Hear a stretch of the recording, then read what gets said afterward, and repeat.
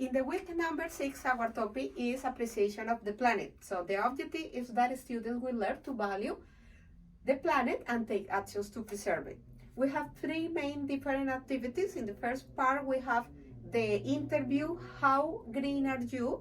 So if you are working with the oldest children, you can actually give them the guide and read out each questions so they can choose which one they want and count how many A's, how many B's, how many C's, and then you can read out the answers for them to know how eco-friendly they are. If you are working with the youngest children, you can give them a piece of paper and ask them to write A, B, and C.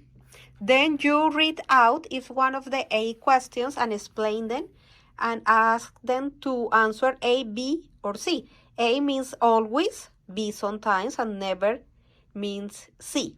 So in the first one, let's say, do you recycle paper, glass, and cans? So you explain them that is to separate them. So they say yes sometimes or never. And then you continue reading and they continue answering. And at the end, when they have the 8 answers, you ask them to count to see which one they have more.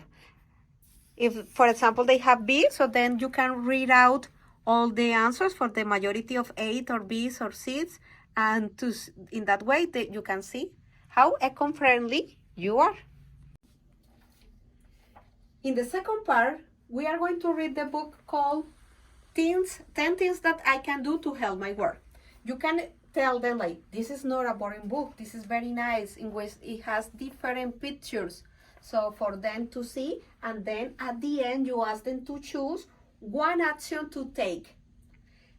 To end, we had a very nice activity called Save Energy Bingo, in which you give them the guide and you tell them the instructions for them to color. So according to the different instructions, they color the squares.